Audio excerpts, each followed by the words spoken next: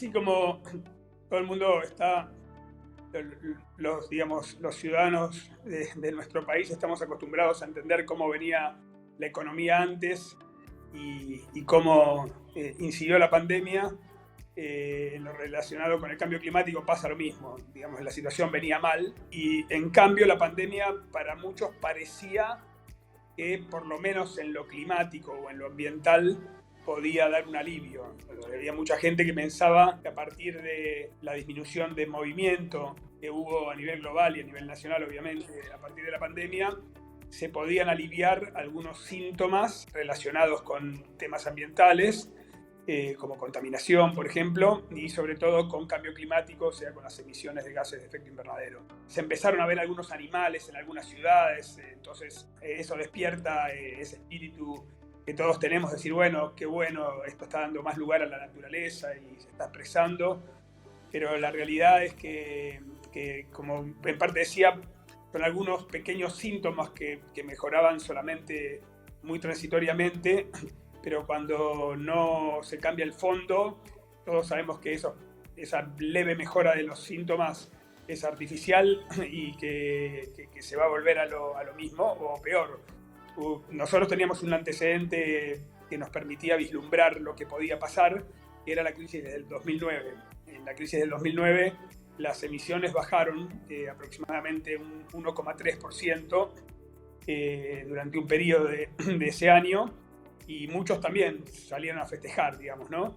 Y lo que pasó es que en el año siguiente se recuperó esa caída y en términos netos, entre la caída y el recupero, se sumaron más emisiones. O sea, básicamente esa baja de la crisis fue sobrecompensada, y las emisiones tuvieron incluso un comportamiento aún peor que antes. Y esto es lo que se espera de esta pandemia. Se habla de entre 4 y el 10%, casi todo el mundo habla del 8%, pero por ejemplo hay un indicador interesante. El otro día se publicó las disminuciones de emisiones procedentes de combustibles fósiles nada más, ¿no? Que es una porción importante, pero una porción del total de emisiones, y en abril habían caído 17%, y ya a principios de este mes estaba en una caída de entre el 4 y el 5%. O sea, básicamente se recuperó, y se recuperó mucho más rápidamente de lo que se hubiera esperado originariamente. Por lo tanto, probablemente ese rango que va estimado entre el 4 y 10% de disminución de emisiones para este año, posiblemente no sea tan cercano al 10 o el 8 como todo el mundo cree, sino que probablemente sea un poco menor.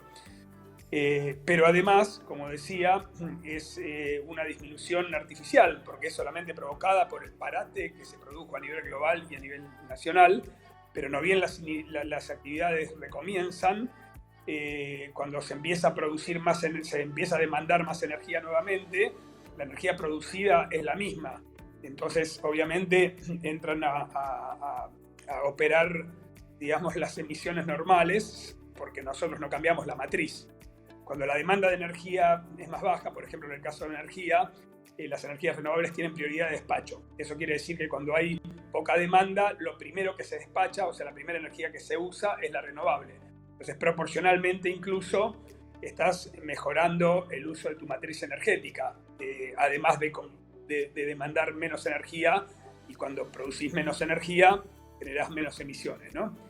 Pero cuando se vuelve a la demanda habitual, otra vez empiezan a despachar globalmente el resto de las energías, que tienen un porcentaje importante de incidencia, y se despacha más energía, por lo tanto, las emisiones vuelven a subir, que es lo que va a pasar seguramente.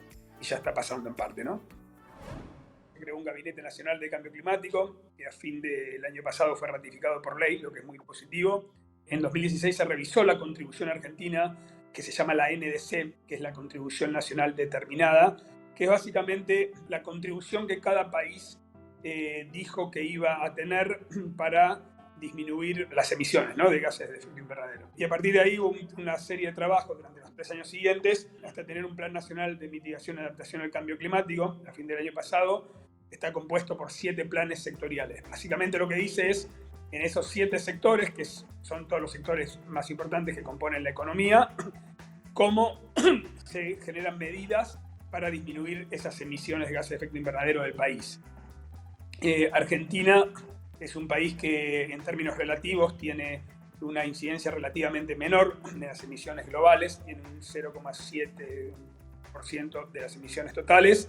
Argentina pasó a ser un actor importante a nivel internacional en materia de esfuerzo en el cambio climático. Fue el país que dio el primer puntapié para revisar su contribución, su NDC, y la hizo más o menos un 20% más ambiciosa. Y además, el otro atributo de la contribución argentina es que es una contribución que se llama Economy Wide. Incluye medidas para evitar las emisiones en energía, en el sector agropecuario, en el sector de residuos, en el sector de industria, de transporte, e incluso se hizo de infraestructura, e incluso se hizo un plan con salud, que es muy importante, digamos, en términos de lo que justamente pasó. O sea que el Plan Nacional de Cambio Climático de Argentina tiene 7 planes sectoriales y uno es, como decía, el de salud también. Entonces, se podría decir que Argentina está, digamos, estaba bajado, recuperó mucho terreno en los últimos años, pero todavía obviamente le falta mucho por hacer en materia de cambio climático, lo que no escapa de la media mundial, ¿no? Hace falta hacer mucho más. La situación y la perspectiva es muy mala. La proyección de aumento de temperatura a fin de siglo respecto al periodo preindustrial, que es así como se mide, es aproximadamente de 4 grados, un poco más de 4 grados.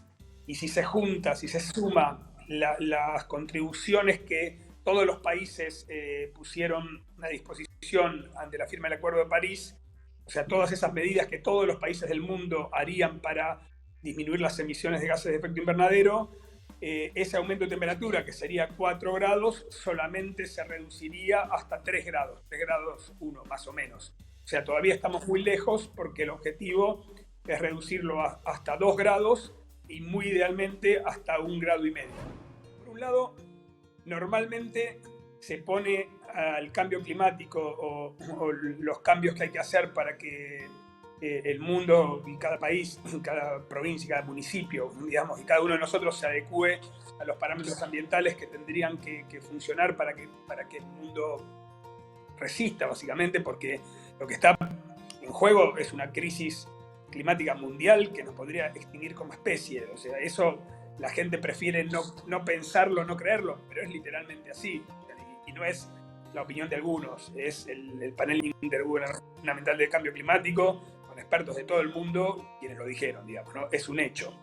Y muchas veces se genera la imagen de que si lo haces, básicamente la economía se podría quebrar, el orden económico mundial, y si no lo haces, bueno, hay que ver si realmente pasa eso.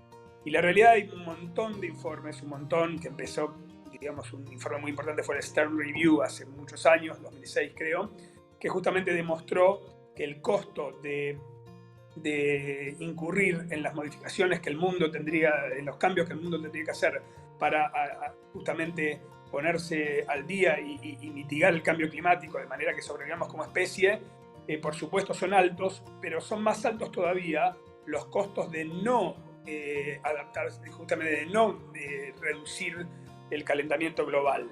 Económicamente, ¿no? O sea, esa persona se hicieron muchos cálculos diciendo esto tiene un costo, pero no hacerlo también tiene otro costo. Y ese costo de no hacerlo es aún mayor que el de hacerlo. Y la pandemia mostró un poco esto, ¿no? O sea, por no haber generado una economía resiliente, en este caso a una crisis de salud, de un virus, ¿no? Pero sabemos que sería lo mismo y peor con el cambio climático.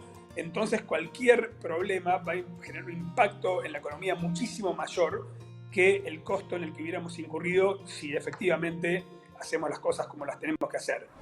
En general, cuando se hacen encuestas de la percepción de la gente del tema ambiental o del tema climático, casi siempre da muy buenos resultados. La gente le parece un tema recontra importante, cree que es muy importante. Cuando le preguntás si cree que eso puede ser grave, te dice que sí. Si le preguntás si ellos están preocupados por el tema, te dice que sí. La realidad muestra otra cosa. Muy poca gente se para, muy poca gente toma ciertas acciones en lo individual y en lo colectivo y las empresas y a veces los gobiernos. respecto a este tema. Y en general la realidad es que la gente responde, por mi experiencia y por lo que dice la mayoría de las encuestas, lo que es políticamente correcto. Es muy raro que alguien te diga, no, la verdad que no me importa para nada el ambiente. Creo fuertemente que la educación es un tema fundamental, nos falta mucha educación en ese sentido. Y el otro punto, que no es menor, tiene que ver con que la gente percibe el potencial peligro de una crisis climática como lejana y como improbable. O sea, cree que sí, le dijeron que el panel intergubernamental dijo que el cambio climático es real y que el aumento de la temperatura, pero en el fondo dice, bueno, pero ¿y si no es así? Y entonces yo voy a cambiar toda mi forma de vida, voy a renunciar a todas las comodidades que tengo por algo que puede ser verdad, pero no, pero fundamentalmente porque están hablando del aumento de la temperatura al 2100. Yo creo que hay una cuestión que tiene que ver con la comunicación, que es, también hay mucho por mejorar ahí, hay que comunicar mucho más y mucho mejor qué es el cambio climático y qué no es, de qué se trata, cuál es el peligro, y la gente tiene algunas muestras hoy mismo de ese peligro que no solo es potencial, es actual. Lo que sí la gente se está dando cuenta es que hay algo que está cambiando, y ese algo en realidad es la frecuencia y la intensidad de los fenómenos extremos. Lo que produce el cambio climático es un calentamiento global. Ese calentamiento global lo que produce es el aumento en la frecuencia y la intensidad de fenómenos extremos. Y eso sí la gente lo puede percibir, y lo puede percibir hoy. O sea, está pasando y es real, y la gente se da cuenta. La gente se da cuenta de, che, yo en esta zona no había tornados, por ejemplo. De repente ahora hay tornados. No había huracanes. Esto está pasando, y eso a veces nos ayuda a los que trabajamos en esto, junto con la gente que se ocupa de comunicación, para relacionar y para que la gente entienda el peligro y la importancia de esos cambios de actitud. El otro también relacionado es que lo que es también, por un lado, entre los que trabajamos, es tratar de plasmar en acciones concretas qué es lo que se le pide a cada uno, ¿no? ¿Qué tiene que hacer el gobierno? ¿Qué tiene que hacer el sector privado? ¿Qué tiene que hacer el ciudadano individual? Entonces, por un lado, los que trabajamos en esto, es muy importante que comuniquemos adecuadamente cuáles son esas acciones que tiene que llevar adelante, para que la gente entienda mucho más, sobre todo también que entienda el impacto. Durante muchos años hubo calculadores de huella de carbono, ¿no? Que justamente lo que trataba era que la gente ponga ahí, tenés un televisor o dos, tenés un auto, no tenés auto, vas en colectivo, viajás en avión, no viajás en avión, y eso te da tu huella de carbono. Y la podías comparar con la huella de carbono promedio de tu país, de tu ciudad, del mundo, para entender cómo estabas, y después algunas incluso te daban algunos tips para ir disminuyendo tu huella de carbono, ¿no? Que tiene que ver desde la dieta hasta la cantidad de energía que consumís, durante cuánto tiempo tomás baños o cómo usas el agua, etcétera, etcétera. Cómo separás los residuos, justamente. Pero, entonces, por un lado, desde la comunicación y la información y la educación hay mucho para hacer. Pero también por parte de la gente, obviamente es mucho más cómodo seguir haciendo la misma vida que estás haciendo y pedir que el cambio lo haga otro que hacerlo vos. Y lo que se requiere a esta altura realmente es un cambio de forma de vida. No estamos hablando de volver a vivir como en la prehistoria, ¿no? Porque justamente eso genera rechazo y te dice, bueno, la verdad yo prefiero eventualmente morirme viviendo bien que pasar a vivir como vivíamos hace 2000 años. No se está pidiendo eso. Lo que se trata es de desacoplar el sistema productivo de las emisiones de gases de efecto invernadero. O sea, no se pretende que la economía del mundo no se siga desarrollando. Lo que sí se pretende es que esas actividades productivas vayan desarrollándose, disminuyendo con una menor intensidad de emisiones que la actual. De manera que la curva de producción económica pueda seguir desarrollándose, pero la curva de emisiones disminuya. Aún así, también esto requiere un cambio de hábitos. O sea, hay varios hábitos que tenemos que cambiar, que no implican volver a la época de las cavernas, ni mucho menos, y que pueden hacer, y diría va a ser lo único que puede hacer, que realmente se pueda producir ese desacople. La forma en la que consumimos es la que en un punto tracciona la forma que producimos. También es verdad que son tan grandes y tan, digamos, está tan concentrado digamos, la producción de muchos de los bienes que consumimos, que también la forma en la que se produce a su vez setea la forma en la que se consume. Pero bueno, justamente todo este engranaje de consumo y producción tiene que cambiar y tiene que volcarse hacia economías circulares y una producción y consumo sustentable.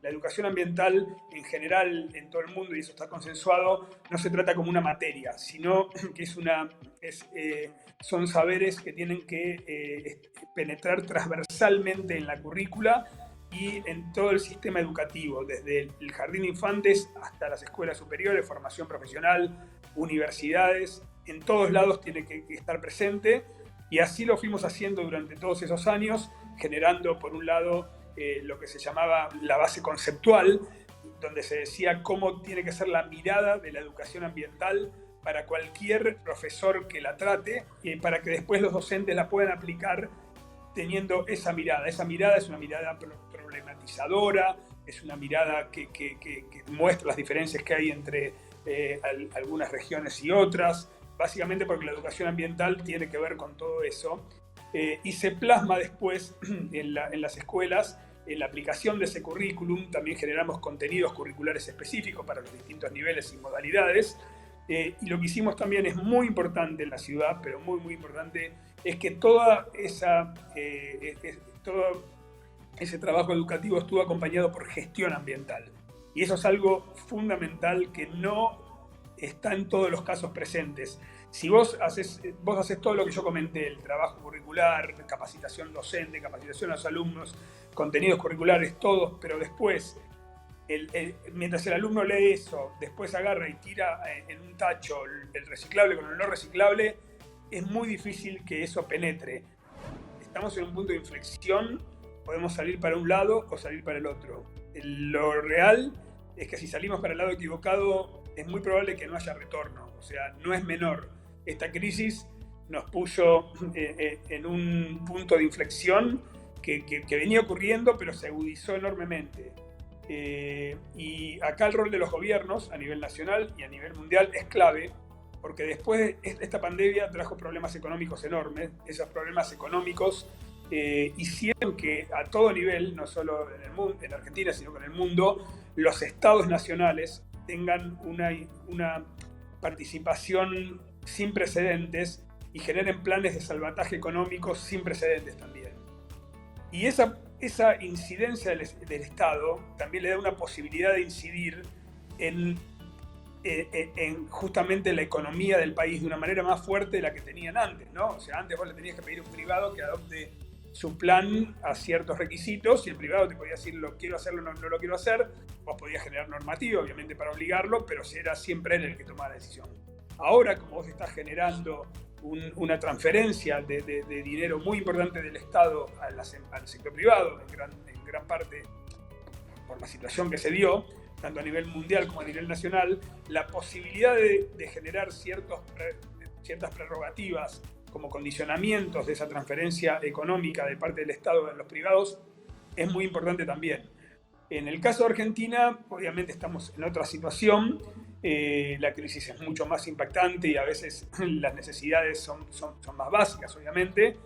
Sin embargo, también existe la posibilidad de generar pasos en ese sentido. Y, por ejemplo, uno que es muy concreto es el Consejo Económico y Social, del que se habla mucho, que es inminente su creación y que es obviamente muy importante. Necesariamente, en mi opinión, tiene que ser un Consejo Económico, Social y Ambiental.